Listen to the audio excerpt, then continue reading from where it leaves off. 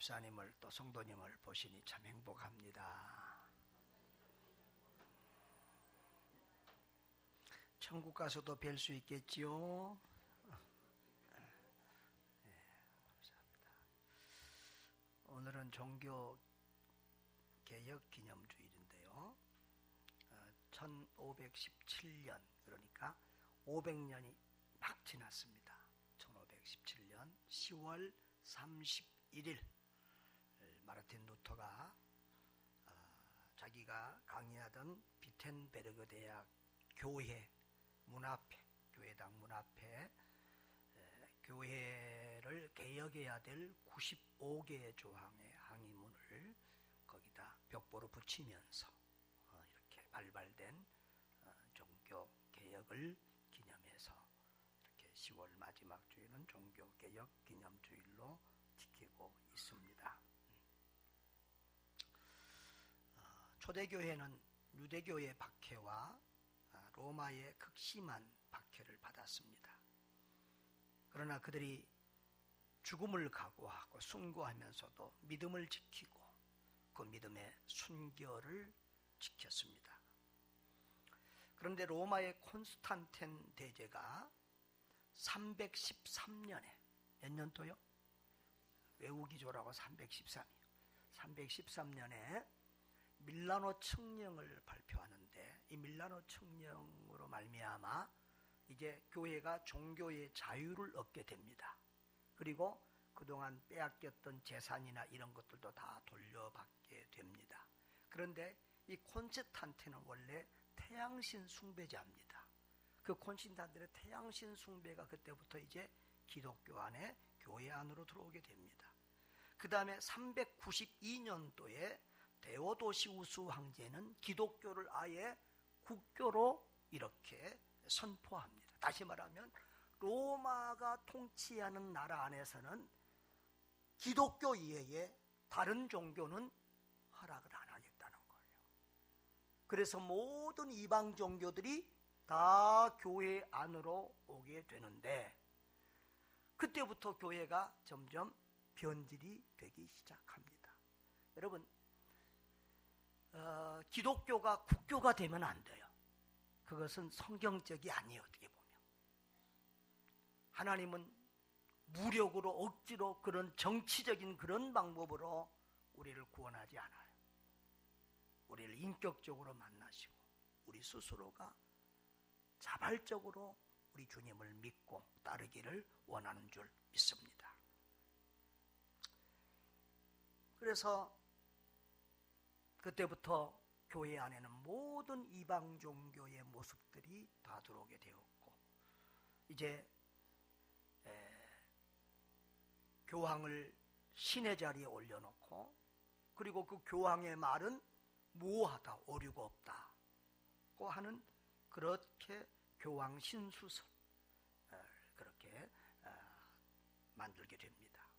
이방 종교의 영향으로 이방 종교는 여신을 섬기는 그런 종교가 많아요. 마리아를 신격화합니다. 태양신의 모든 형상들이 교회 안에 들어오게 되고 우상들이 들어오게 됩니다.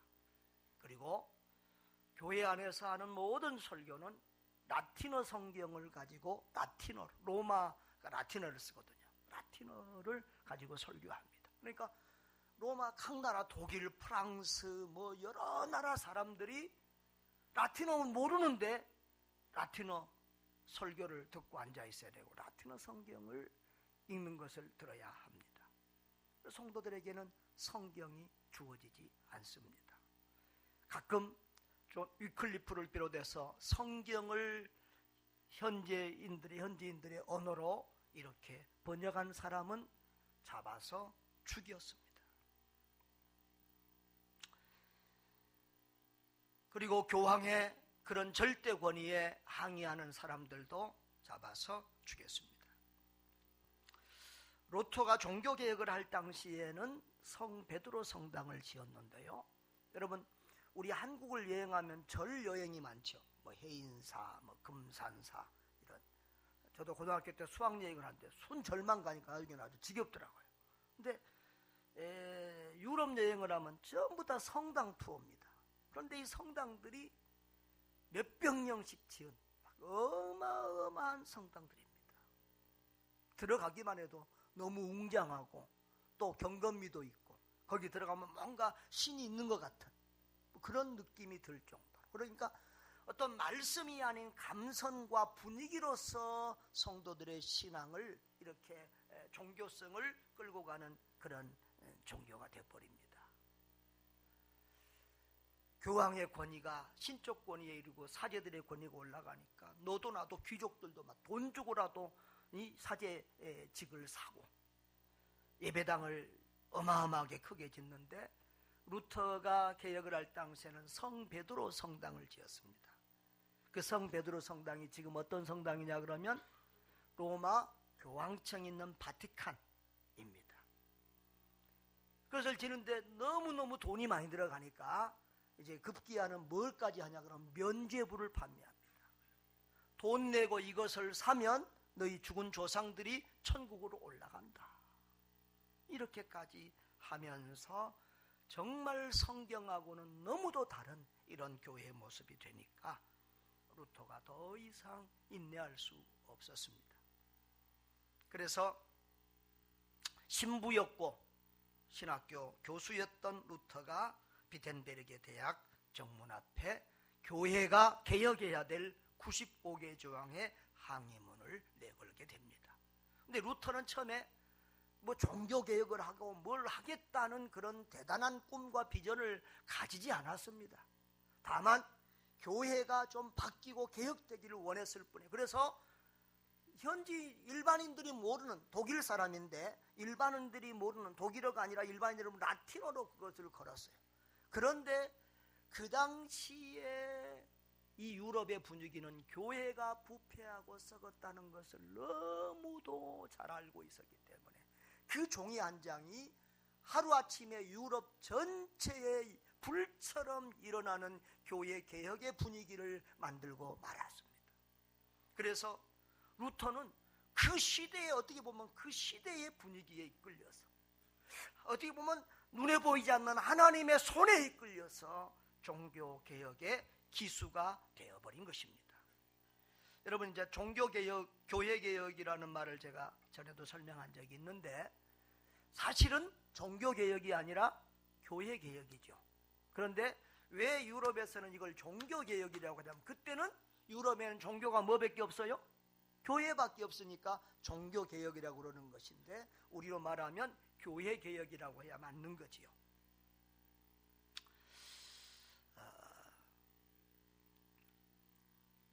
우리는 이 종교개혁에 대해서 몇 가지 오해들을 가지고 있습니다. 그 중에 크게 두 가지만 제가 얘기를 하겠습니다.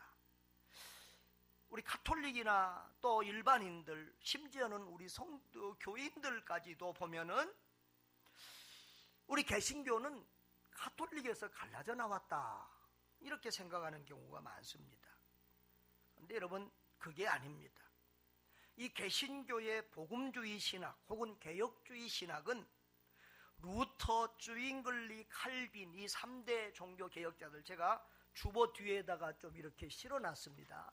특별히 이분들의 그 생애 연도도 다 기록해놨는데 그것은 루터나 쭝잉글리는 칼빈보다는 한 세대, 한 30년 전의 사람이라는 것을 알려주기 위해서 그런데요. 이 3대 개혁자들 이들이 창시한 것이 아니에요. 새로 교회를 만든 이런 스타일을, 이런 모양의, 이런 시스템의 교회를 새로 만들고 새로운 신학을 창안한 게 아니에요. 이미 4세기에 어거스틴이 가르쳤던 신학이 부흥한 거예요. 그래서 종교개혁을 어떤 이들은 어거스틴 신학의 부흥이라고도 해요. 우리 구역예배 공과에서 지난주에 어거스틴 배웠죠? 오늘 루터 배우죠? 다음 주에 칼빈 배우죠? 근데 어거스틴이 그렇게 중요한 인물이에요. 그런데 사실 그러면 그 어거스틴의 신학은 어디서 나왔느냐? 성경에서 나왔다는 거예요. 예수님이 말씀하시고 바울과 사도들이 말씀하셨던 그 말씀, 그 복음, 바로 성경에서 나온 것입니다. 그런데 이런 바른 복음이 변질된 가톨릭의 교권 아래 가려져서 소수에 의해서 가끔 이 소수에 의해서 면면이 이어져 오다가 16세기에 와서 다시 부흥한 것이지 새롭게 나온 것이 아니라는 것입니다. 여러분, 비가 많이 오면 어때요? 물이 지표면에 흘러갑니다. 그런데 가뭄이 들면 지표면에는 물이 없고 어디가 있어요? 숨어서 저 밑으로 물이 근근히 흘러갑니다. 그런 것처럼 가톨릭의 이 조직된 탄압, 하여튼 개혁자만 일어나면 다 죽였어요. 심지어는 죽은 지 몇십 년 된 사람을 무덤을 파가지고 또 갈아서 화형시키기도 하고, 이런 정도로 심하게 했어요. 바로 그런 탄압 하에 이 개혁신앙은 땅속에 흐르는 물처럼 미미하게 유지 계승되어 오다가 16세기에 다시 파라사처럼 일어나게 된 것입니다.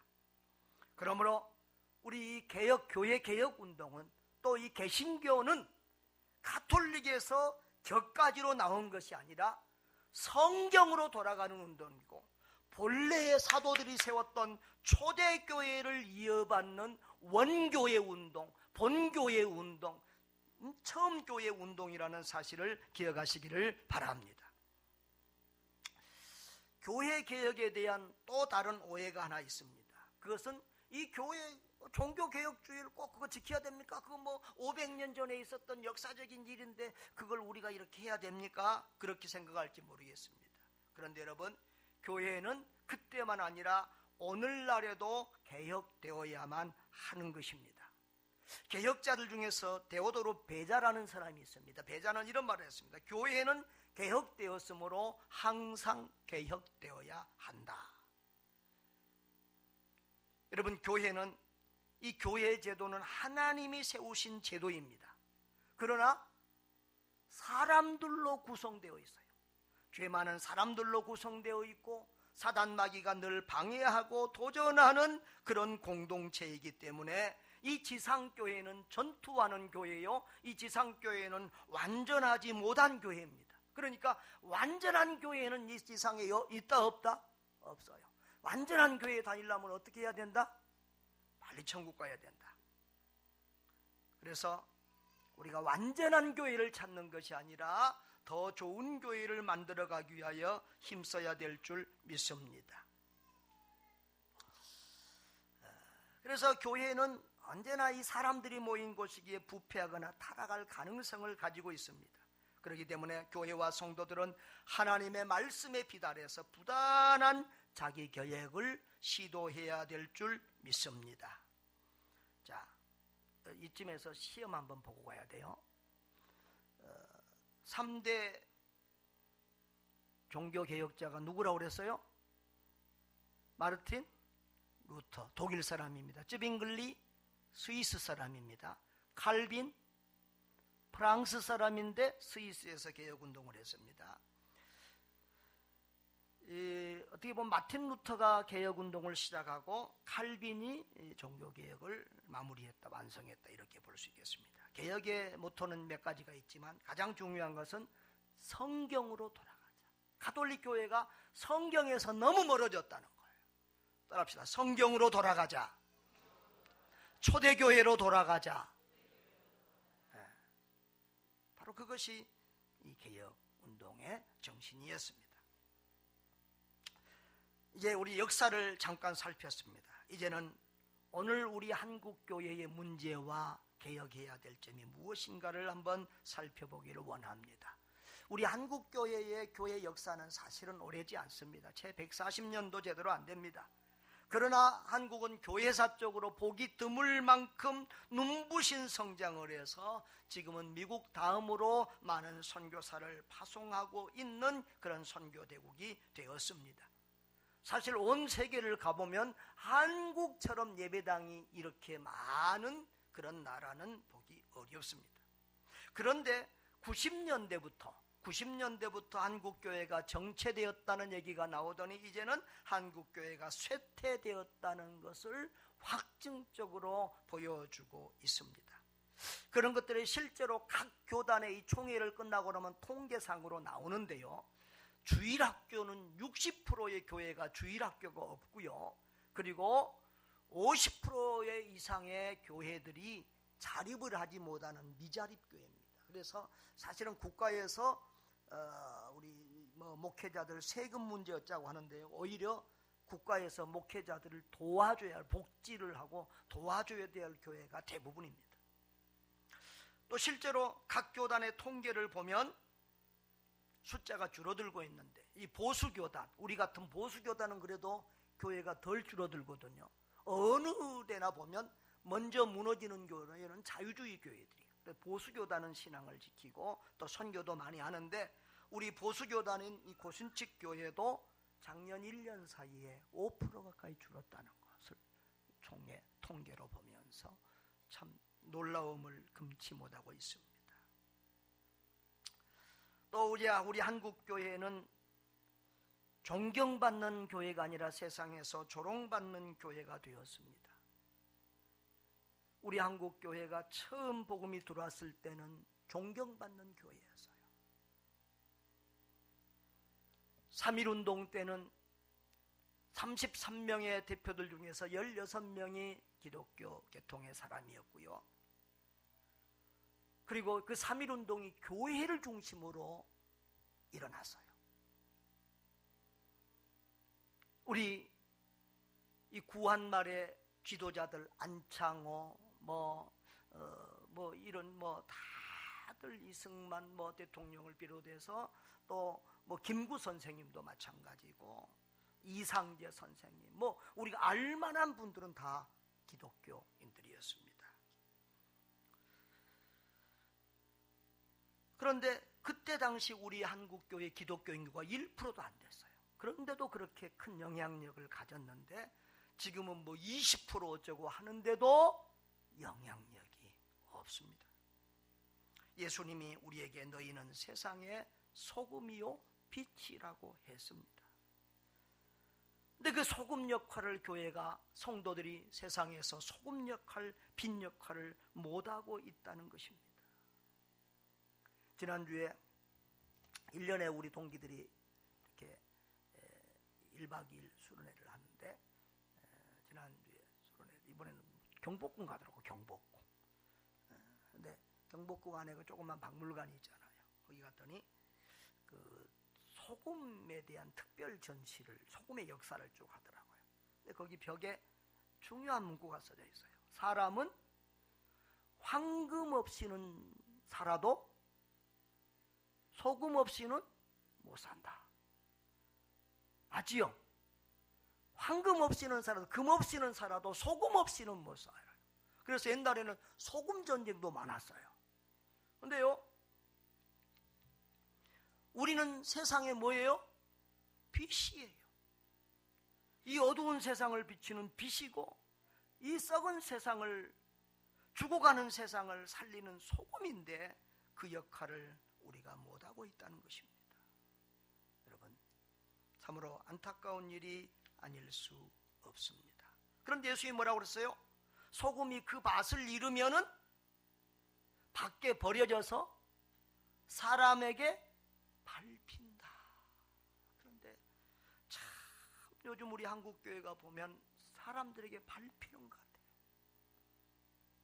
뉴스에 교회 비리나 여러 가지 것들이 계속 나오지요. 이제 사람들이 교회를 비난하고 목사와 성도들을 비난하는 것을 두려워하지 않고 아무 때나 하는, 아예 가십처럼, 농담처럼, 웃는 소재처럼 하는 그런 시대가 되었습니다.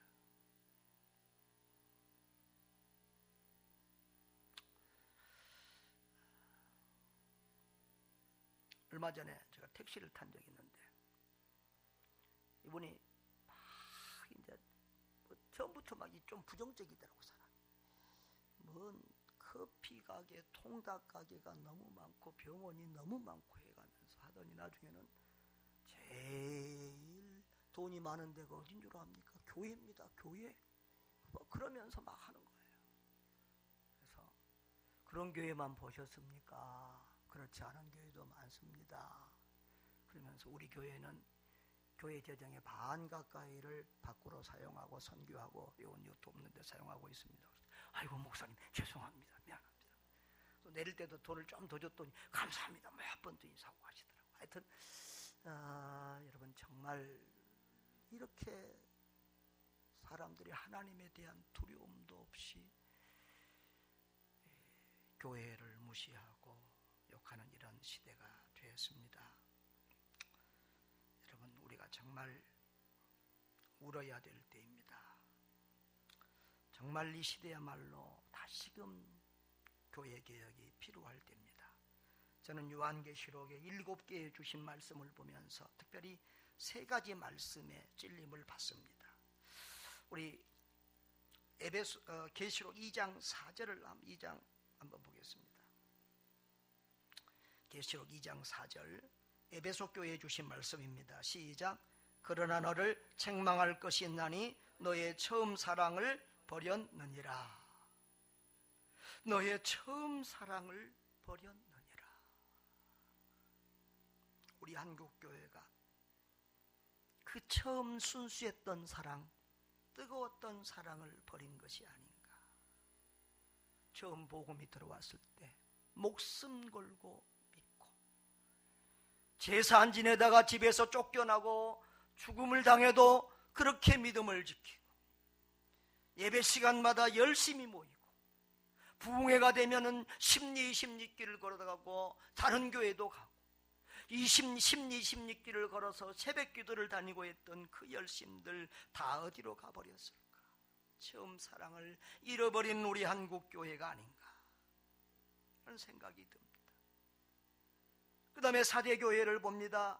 자, 우리 3장 1절 한번 볼까요? 3장 1절 사대교회에 주신 말씀인데요. 3장 1절 다 같이 시작. 사대교회 사자에게 편지하라. 하나님의 7영과 7뼈를 가지신 이가 가라사대 내가 내 행위를 아노니 내가 살았다 하는 이름은 가졌으나 죽은 자로다. 뭐라고요? 살았다 하는 이름은 가졌으나 죽은 교회라는 거예요. 우리 한국교회가 그런 교회가 아닐까. 우리 한국교회는 대단한 명성을 가지고 있습니다. 예배당 수도 많지만 세계에서 가장 큰 20대의 교회들 그러면 반 이상이 한국에 있습니다. 세계에서 가장 큰 순복음교회, 세상에서 가장 큰 장로교회, 세상에서 가장 큰 감리교회, 침례교회들이 우리 한국에 있습니다. 그런데 그 한국의 대형교회들은 날마다 지금 언론에 오르내리면서 문매를 맞고 한국교회의 이미지를 실추시키고 한국교회 부흥의 큰 방해거리가 되고 있습니다. 세계 제2의 선교대국이라고 하지만 이제 한국교회의 숫자와 선교사 수가 점점 줄어들고 있습니다. 특히 다음 세대가 쉼이 미약하여 지금 주일학교 없는 교회들이 많고 중고등부 대학생들이 다 교회를 떠나고 있는 이런 참 너무너무 안타까운 이런 상황입니다. 몇 년 전에 WCC 세계대회가 한국에서 개최되었습니다. WCC는 뭐냐 그러면 종교 일추주의입니다. 온 가톨릭처럼 그 안에는 가톨릭도 들어있고 또 공산주의도 들어있고 모든 미신, 이방 종교, 모든 샤머니즘 종교 모든 게 다 들어있습니다. 다 일치되자는 거예요. 기독교에만 진리가 있는 거 아니라는 거예요. 어느 종교든지 구원이 있다는 거예요. 그러면서 서로 다른 종교 나만 옳다고 하지 말고 다 서로 이렇게 화합하며 통합하며 평화 가운데 지내자는 거예요. 평화를 위해서 진리를 하나님을 버리자는 거죠. 여러분 성경이 뭐라고 말합니까? 하나님께서 천하인간의 사람을 구원할 다른 이름 예수 외에 다른 이름을 우리에게 주신 적이 없다라고 했습니다. 예수님께서 스스로 말씀하시기를 나는 곧 길이요 진리요 생명이니 나로 말미암지 않고는 아버지께로 올 자가 없느니라 라고 했습니다. 석가모니에게도 구원이 있고 공자에게도 구원이 있고 어디든지 구원이 있다고 하면 예수님은 사기꾼입니다. 하나님은 거짓말장입니다. 그 WCC입니다. 그런데 그 은종을 한국에서 개최하고 대표했던 모 목사님이 있습니다. 근데 그 목사님을 이렇게 쭉 보면 10년, 20년 전에, 그 전에만 해도 이 목사님이 한국교회에서 가장 존경받는 한 교회 목사님, 그런 분이셨어요. 근데 지금은 우리 한국에서 가장 욕먹는 목사님이 됐어요. 지금도 그 교회가 언론에 시끌시끌해요. 그걸 보면서, 그분을 비난하자는 게 아니라 그걸 보면서 참 하나님이 징계하신 것이 아닌가 하는 그런 참 두려운 마음이 들기도 합니다. 여러분, 우리는 평화를 사랑합니다. 그러나 절대 하나님 없는 평화, 예수 없는 평화, 진리를 잃어버린 평화를 꿈꾸고 같이 해서는 안 될 것입니다. 또한 우리 한국교회는 미지근한 라오디게아 교회를 닮았다는 거예요. 여러분, 이 라오디게아 교회는 한마디로 보면 15절 한번 볼까요? 15절에 시작. 내가 내 행위를 나누니 내가 차지도 아니하고 뜨겁지도 아니하도다. 내가 차든지 뜨겁든지 하기를 원하노라. 16절에 내가 이같이 미지근하여 뜨겁지도 아니하고 차지도 아니하니 내 입에서 너를 토하여 버리리라. 라오디게아 교회는 한마디로 미지근한 교회, 믿는 사람 같기도 하고 아닌 것 같기도 하고, 교회에는 나오는데 구원 못 받은 사람 같기도 하고, 어떻게 보면 구원 받은 것 같기도 하고, 10년, 20년, 30년을 교회에 나와도 믿음도 안 자라고 변화도 안 되고, 가끔 제가 우리 성도들을 보면 그런 두려움이 있을 때가 있어요. 직분하고 상관없이 이분 죽으면 천국 갈까, 이런 걱정이 드는 분들이 있어요. 라오디게아 교회, 미지근하여 뭐 하고 싶다고요? 토하고 싶다. 저는 이 말씀의 의미를 잘 몰랐는데, 제가 물을 참 많이 마시거든요. 그런데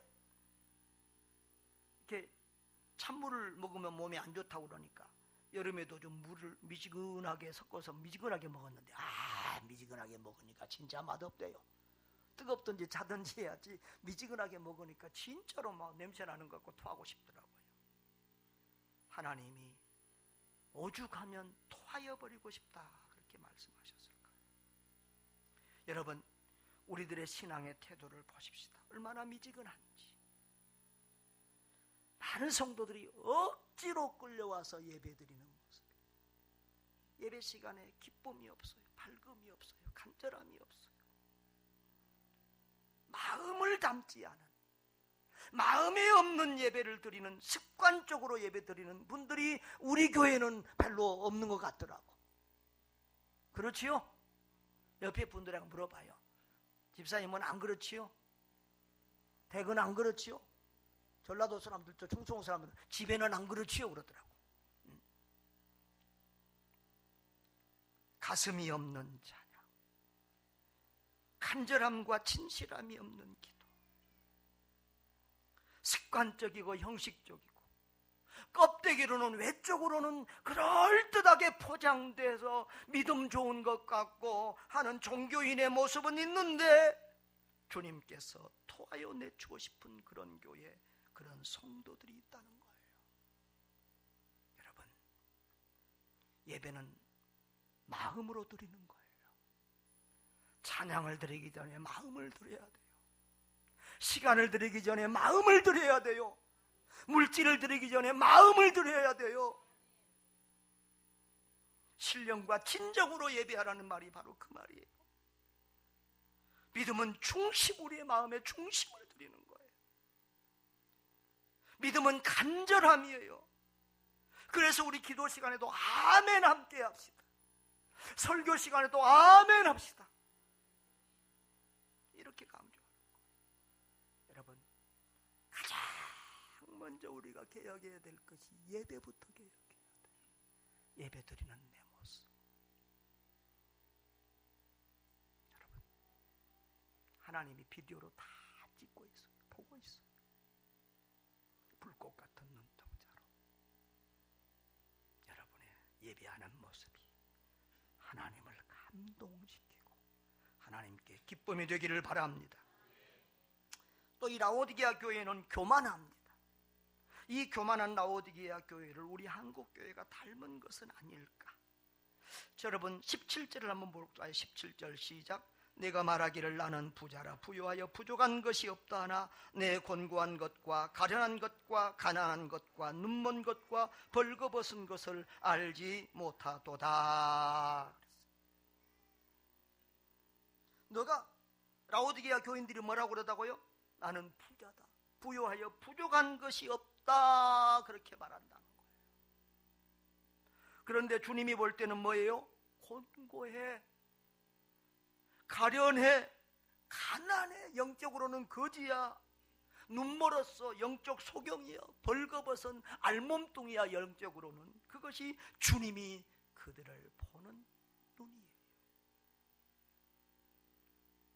여러분, 내 성경책에는 내가 읽다가 이렇게 메모해놨어요.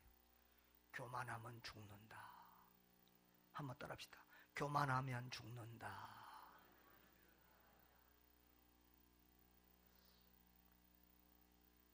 전통적인 이 신학책들, 그리고 지금 우리 수요일 날 공부하고 있는 이 C.S. 루이스의 책도 보면 기독교의 가장 큰 죄악의 첫째 죄악을 교만이라고 이렇게 하고 있어요.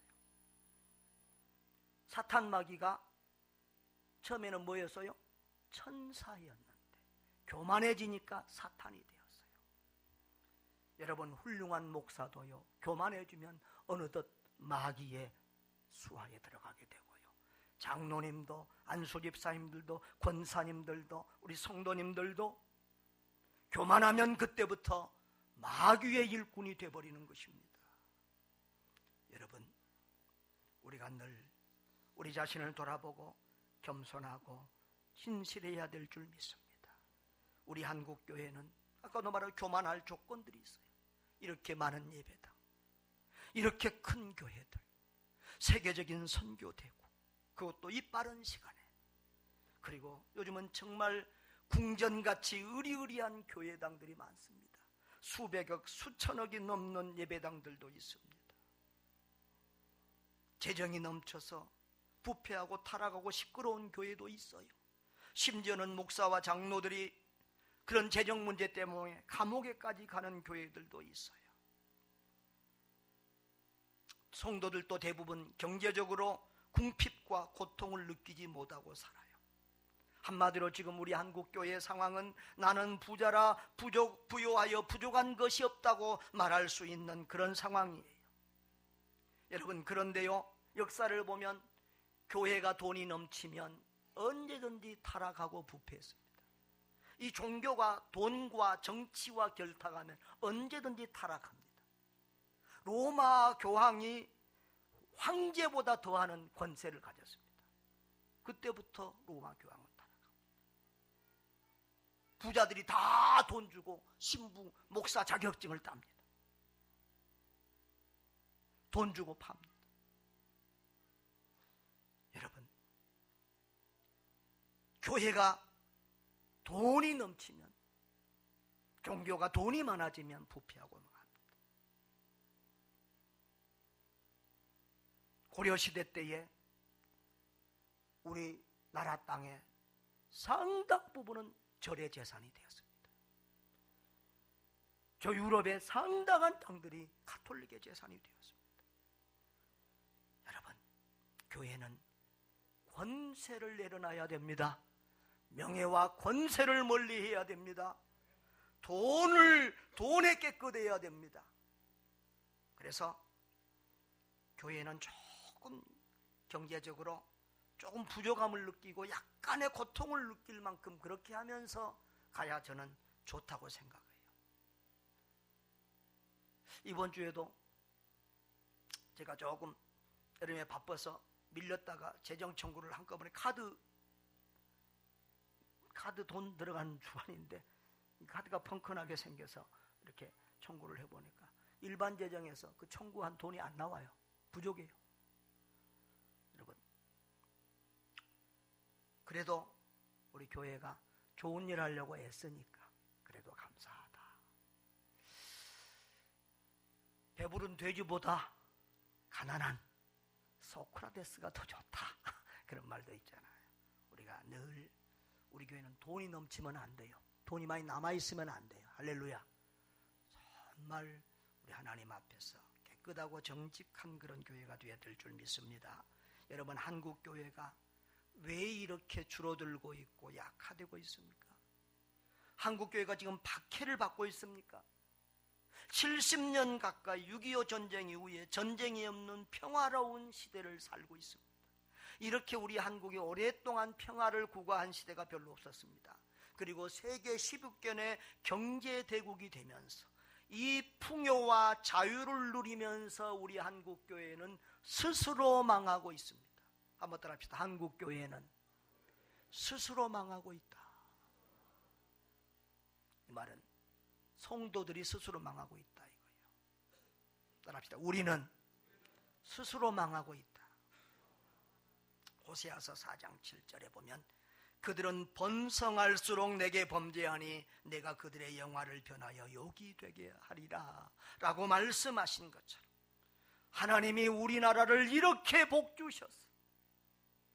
우리나라 5,000년 역사상 가장 잘 사는 나라를 만들어주시고 가장 영향력 있는 이런 복된 나라를 만들어주셨는데 우리는 그 하나님의 은혜에 보답하지 못하고 교만하고 나태하고 안일에 빠지고 이렇게 우리가 하나님의 자리에 앉아 범죄하고 있는 것입니다.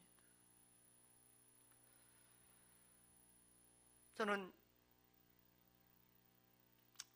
더 젊었을 때는 막 주님을 위해서 일을 많이 하고 싶은 열정으로 불탔습니다. 나이가 들어가면서 보니까 더 중요한 것은 주님을 닮아가는 것이더라고요. 주님의 모습이 내게서 나타나는 거더라고요. 주님의 온유함, 주님의 겸손하심 닮고 싶고 그런 모습이 내게서 나타날 수 있기를 바라요. 그런데 내 자신을 들여다보면 뿌리 깊은 교만과 죄악들이 있어요. 여러분, 사사기 시대를 보면 사사시대는 왕이 없으므로 자기 소견에 오른 대로 행하였더라 그랬습니다. 다 각 사람이 다 왕처럼 자기 멋대로 자기 마음대로 살았다는 거예요. 오늘 한국교회 성도들이 다 자기가 왕의 자리에 하나님의 자리에 앉아 있는 건 아닌가? 뭐 다는 아니겠지만 많은 성도들이 그렇다는 생각이 들 때가 있어요. 말씀을 하나님의 말씀처럼 받는 성도가 참 드물어요. 왕의 자리, 하나님의 자리에 앉아서 설교가 좋니 나쁘니 기니 짧니 저건 누구를 치는 설교니 어쩌고 하면서 판단만 합니다. 우리 교회는 그런 성도들 없지요? 아멘 안 한 것 보니 시원치 않습니다. 그런 자세로 설교를 들고 예배를 드리니 평생 예수를 믿어도 믿음이 자라겠습니까? 백날 예배를 드린들 변화되겠습니까? 여러분, 우리 자신들을 살피고 새로운 믿음으로 우리 자신부터 우리 믿음을 개혁해가는 그런 은혜가 있기를 바랍니다. 그런데 여러분, 우리에게 있는 소망이 무엇입니까? 그래도 우리 주님은 한국교회를 사랑한다는 거예요. 그래도 우리 주님은 우리를 사랑한다는 거예요. 우리 한번 거기 볼까요? 19절 한번 보겠습니다. 19절 시작. 물은 내가 사랑하는 자를 책망하여 징계하노니 그러므로 내가 열심을 내라 회개하라 그랬어요. 여러분이 라오디게아 교회는 7교회 중에서 유일하게 칭찬 한마디 못 들은 교회라고 그랬지요. 주님이 칭찬할 거리가 없어요. 그럼에도 불구하고 주님은 라오디게아 교회를 포기하지 않았어요. 그럼에도 불구하고 주님은 라오디게아 교회를 뭐 한다고요? 사랑하신다고요. 여러분, 사랑의 반대말은 책망이나 징계가 아니에요. 사랑의 반대말은 무관심이에요. 포기예요. 사랑하지 않으면 무관심이에요. 포기예요. 뭘 하든지 상관하지 않아요. 그런데 하나님은 라오디게아 교회를 사랑하기 때문에 책망하고 징계하고 회개하라고 외치고 있는 줄 믿습니다. 하나님이 우리 한국교회를 사랑합니다.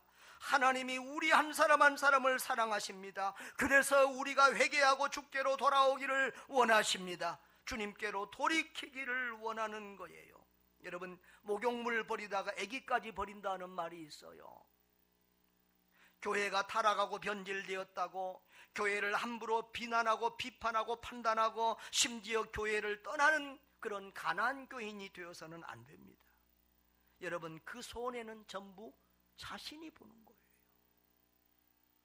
사과 박스를 사면 썩은 사과 있어요, 없어요? 있어요.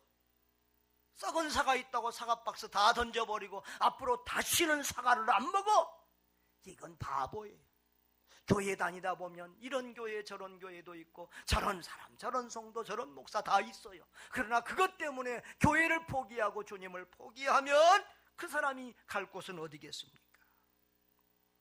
라오디게아 교회는 칭찬할 것 없지만 주님은 그럼에도 불구하고 라오디게아 교회를 사랑하십니다. 저와 여러분을 사랑합니다. 한국교회를 사랑합니다. 할렐루야. 사랑하기에 뭐라고 말씀합니까? 열심을 내라 회개하라고 말합니다. 따라합시다. 열심을 내라. 라오디게아 교회가 미련하다는 말은 뭔 말이에요? 열심을 잃어버렸다는 말, 열심이 없다는 말이에요. 좀 믿는 사람인지 안 믿는 사람인지 열심을 잃어버렸어요. 목회하다 보면 한결같은 분들이 있어요. 한결같은 건 좋은 거예요, 나쁜 거예요? 한결같은 건 좋은 거예요, 나쁜 거예요?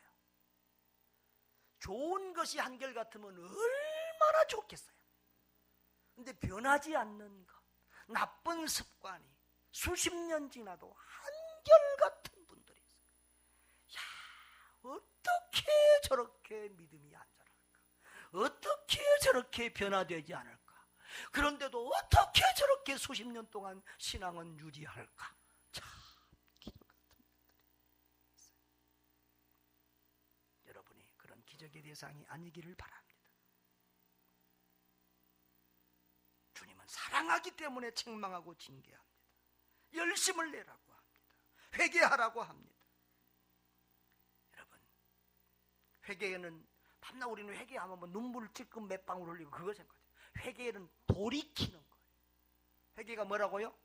돌이키는 거예요. 하나님을 등졌다가 돌이키는 것이고 하나님과 멀어졌다 돌이켜 가까이 하는 것이는 것입니다. 우리는 처음 신앙의 순수함과 열정을 잃어버렸어요. 예수님께서 그렇게 말하지요. 너희가 돌이켜 어린아이와 같지 아니하면 천국에 이르지 못한다. 여러분, 돌이켜 어린아이와 같은 그런 처음 사랑의 순수하고 겸손한 자세로 돌아가시기를 주 이름으로 축복합니다. 옆에 분들하고 순수하고 겸손한 처음 신앙으로 돌아갑시다.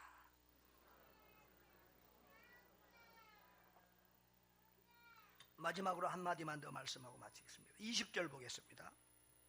20절 다 같이 시작. 볼지어다 내가 문 밖에 서서 두드리노니 누구든지 내 음성을 듣고 문을 열면 내가 그에게로 들어가 그와 더불어 먹고 그는 나와 더불어 먹으리라. 아멘. 여러분, 어제도 우리 결혼식이 2건 있었습니다만 사랑하면 뭐 하고 싶지요? 사랑하면 뭐 하고 싶어요? 사랑하면 만나고 싶고 같이 있고 싶고 헤어지기 싫고 같이 살고 싶지요. 그래서 사랑하니까 같이 살고 싶어서 지금 결혼한 거예요. 근데 우리 주님이 우리를 얼마나 사랑하시는지, 나는 너하고 같이 살고 싶다는 거예요. 내 마음의 문을 두드린다는 거예요. 우리 마음의 문을 문 좀 열어달라. 문 좀 열어달라. 내가 너에게로 들어가서 네 안에 살고 싶다. 너와 더불어 먹고 마시고 너와 더불어 살고 싶다. 주님이 누구에게 그렇게 말한다고요?